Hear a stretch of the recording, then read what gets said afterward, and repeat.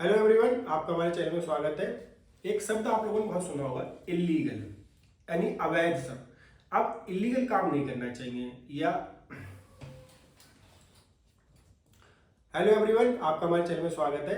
और आज हम बात कर रहे हैं एक शब्द इलीगल। आपने बहुत सुना होगा कि इलीगल काम नहीं करना चाहिए। हमारे जो बड़े हमें समझाते हैं, भाई इलीगल काम करोगे तो सजा मिलेगी, अवैध काम नहीं करना चाहिए। तो आखिर इस शब्द की परिभाषा दी गई है लॉ में, कहीं पर दी गई है? हाँ, दी गई है। पहले आईपीसी, अब जो इसके स्थान पे भारतीय न्याय संहिता के सेक्शन 2 सब सेक्शन 15वें नंबर पे ये दी गई है। क्या दिया गया? इलीगल शब्द को डिफाइन किया गया है। साथ ही साथ इसमें लीगली वांट टू डू, यानी किस बात को करने के लिए आप वैध रूप से आबद्ध होते, उसके बारे में बात की गई है। तो आज इसको हम जानेंगे कि आखिर इलीगल क्या होता है। तो आपके स्क्रीन पे डेफिनेशन दिख रही होगी। क्या लिखा है? The word illegal is applicable to everything which is an offence or which is prohibited by law or which furnish ground for a civil action। आगे की बात बाद में करेंगे। तो यानी 3 पैरामीटर आपके दिए गए हैं। पहला क्या लिखा गया है कि वो मतलब शब्द जो इलीगल है वो किस पर लागू होगा, उस हर बात पर लागू होगा। कहने का एप्लीकेबल टू एवरीथिंग, यानी उस हर बात पर, उस हर चीज पर लागू होगा जो पहले क्या है, विच इज एन ऑफेंस, जो अपराध है। दूसरा क्या लिखा गया? और which is prohibited by law, या जिसको क्या कर दिया, विधि द्वारा निषिद्ध कर दिया गया है। बेसिकली जो अपराध है, अपराध डेफिनेशन इसमें आगे ही दी गई है।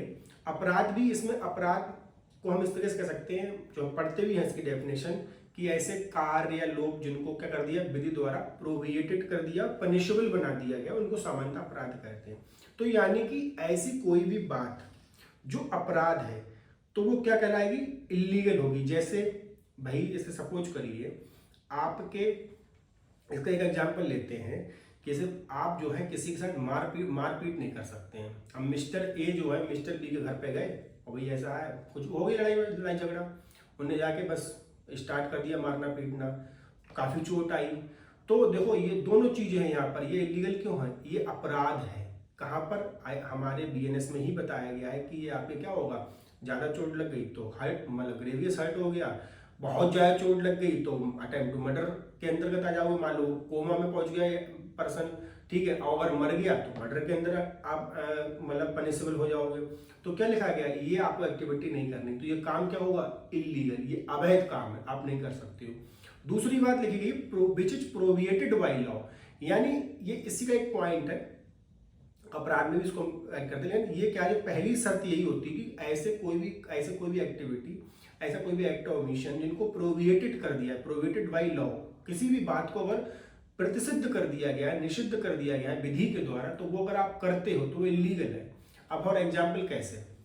ये सपोज करिए, सिंपल एग्जाम्पल से लेके चलते हैं। पब्लिक प्लेस पर स्मोकिंग करना बाय द लॉ मना कर दिया है, कि लॉ ने कहा कि आप मना है, प्रोहिबिटेड है, आप पब्लिक प्लेस पर जहां पर कई मतलब लोग हैं वहां पर आप स्मोक नहीं कर सकते।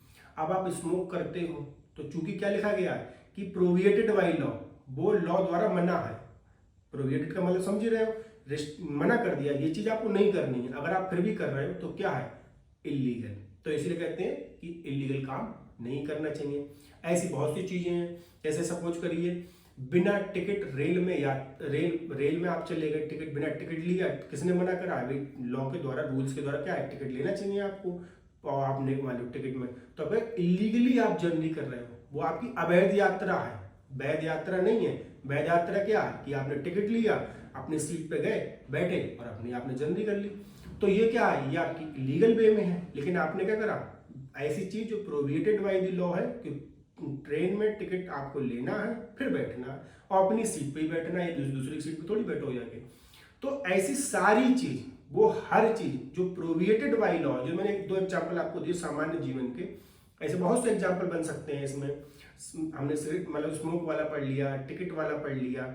ऐसे सपोज करिए, मान लीजिए आपके कर्फ्यू है, कर्फ्यू लगा हुआ है। अब कर्फ्यू में कोई व्यक्ति ये कहे कि कर्फ्यू वाले क्षेत्र में आना जाना अमूमन बात है, आप लोग आ नहीं जा सकते हो, रिस्ट्रिक्टेड एरिया लॉ द्वारा ये कहा गया, आपने घर से बाहर ना निकले।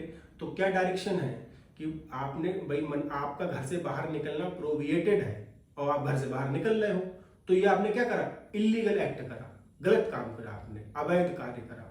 तो ये सारे एग्जाम्पल, तो ऐसे आप समझ गए। पहली बात ये कि ऐसी कोई भी बात जो अपराध है तो वो क्या है, आपके इलीगल है। और ऐसी कोई भी चीज जो प्रोहिबिटेड बाय लॉ है, यानी जिसको मना करा है लॉ ने और आप कर रहे हो, वो भी क्या है, वो भी आपके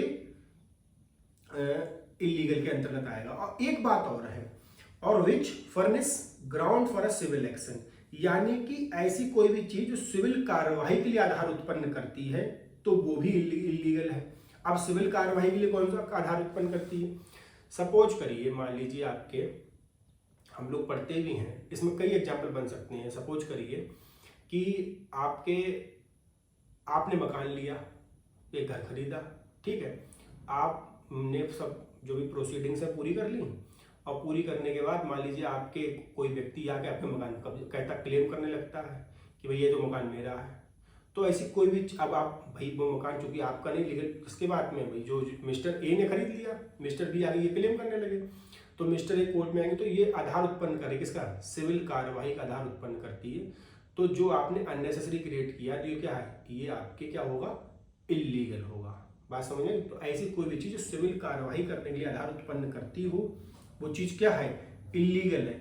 ध्यान रखना कैसे, सिविल अधिकार तो ये मिस्टर ए का है, जो आप अननेसेसरी कर रहे हो, जो सिविल कार्रवाई बना रहे हो उसके लिए, तो वो क्या कहलाएगा, वो आपका कहलाएगा इलीगल, अवैध बात। अब एक बात और लिखेंगे, लीगली बाउंड टू डू, वैध रूप से आबद्ध कब होता है कोई व्यक्ति किसी कार्य करने के लिए? तो इसमें एग्जांपल है, एंड आप आगे सॉरी दिया इसकी लाइन, एंड इसी डेफिनेशन की, and a person is said to be legally bound to do whatever it is illegal in him to omit. अब देखो इसलिए इसी साथ में दी गई है कि कोई भी व्यक्ति वैध रूप से आबद्ध किसी बात को करने के लिए तब होता है, जो कुछ भी हो, जब अगर उस चीज को अगर वो नहीं करे, उसका लोप कर दे, लिखा है ओमिट, हिम टू ओमिट, अगर उसका वो लोप कर दे, नहीं करे उस कार्य को, तो उसके लिए अवैध बन जाएगा। तो वो क्या कहलाएगा, वो आपके कहलाएगा क्या चीज, वो आपके कहलाएगा लीगली बाउंड टू डू, यानी उस बात को करने के लिए वो व्यक्ति वैध रूप से आबद्ध है। इसको एक एग्जाम्पल समझ जाएंगे आप। जैसे सपोज करिए, एक हम एग्जाम्पल पढ़ते भी हैं आपके आगे सेक्शन में पढ़ते भी हैं कि जैसे सपोज करिए मिस्टर ए हैं, अच्छे खासे तैराक हैं, सब तैराकी जानते हैं, स्विमिंग जानते हैं। अब उनके सामने मान लीजिए अभी बाढ़ आता, हमारे देश में बाढ़ तो आती रहती है, तो बाढ़ आ गई, पंजाब में भी आई थी, बिहार में भी आई। तो अगर सपोज करिए मान लीजिए बाढ़ आ गई, कोई व्यक्ति स्विमिंग जानता है और वो व्यक्ति, उसके सामने वो व्यक्ति डूब रहा है, अब उसने उसको नहीं बचाया, जबकि बचाया जा सकता था उसके द्वारा, क्योंकि वो जानता था तैराकी, नहीं बचाया। यहाँ पर उसने बताई क्या वो लीगली बाउंड टू था इस काम को करने के लिए? इसका उत्तर है नहीं, क्योंकि इसका एक सिनेरियो ये है, अगर ये व्यक्ति जो तैराक था, स्विमर था, अगर ये एनडीआरएफ का मेंबर है, एसडीआरएफ का मेंबर है, जिसकी लीगली जो एक इंस्टीट्यूट के द्वारा अपॉइंटेड अथॉरिटी है, उनका काम ही यही है कि जब आपात स्थितियां होती तो लोगों को बचाने का। अब इसकी उसी चीज का इसकी अपॉइंटमेंट हुआ है लीगल में, उसी का ये सैलरी प्राप्त कर रहा है। तो अब इस सिचुएशन में अगर मिस्टर ए स्विमर है और उस डूबने वाले व्यक्ति को नहीं बचाते हैं, तो वो क्या थे, लीगली बाउंड थे उस काम को करने के लिए, जिसका उन्होंने क्या कर दिया है, ऑमिट करा, उन्होंने उस काम को नहीं करा, और चूंकि नहीं करा तो वो उन्होंने जो इलीगल बन गया, तो इसलिए वो व्यक्ति क्या कहलाएगा, वो व्यक्ति आपने लीगली बाउंड टू डू, यानी इसलिए लिखा गया है कोई भी व्यक्ति किसी बात को करने के लिए वैध रूप से आबद्ध तब कहा जाता है जिसका लोप करना उसके लिए वैध बन जाए। क्योंकि देखो जैसे ही मिस्टर ए जो स्विमर थे और एसडीआरएफ के सदस्य, एनडीआर सदस्य थे, और उन्होंने अगर उस व्यक्ति को नहीं बचाया जिसको उन्हें बचाया जाना चाहिए था, तो उन्होंने अपनी लीगल ड्यूटी का ब्रीच किया, यानी कि क्या है, वो ऑफेंस है, और जब वो ऑफेंस है तो वो इलीगल है, और इलीगल है तो पनिशेबल, तो आपके वो व्यक्ति ने उस काम को करने के लिए वैध रूप से आबद्ध है। इसका एक एग्जाम्पल और ले लो, आप एफआईआर दर्ज कराने जाते हो किसी अपराध करने के लिए, और पुलिस ऑफिसर कहते हैं भाई हम नहीं दर्ज करेंगे, हमसे तुम्हारी नहीं बनती, दो पड़ोसी है मिस्टर ए मिस्टर बी। अब दरोगा जी ने क्या, मतलब मिस्टर ए ने जो बढ़िया गाड़ी ले ली, दरोगा जी का दिमाग खराब हो गया, बोले तो बड़ा वैसा व्यक्ति है, मतलब ईर्ष्या में।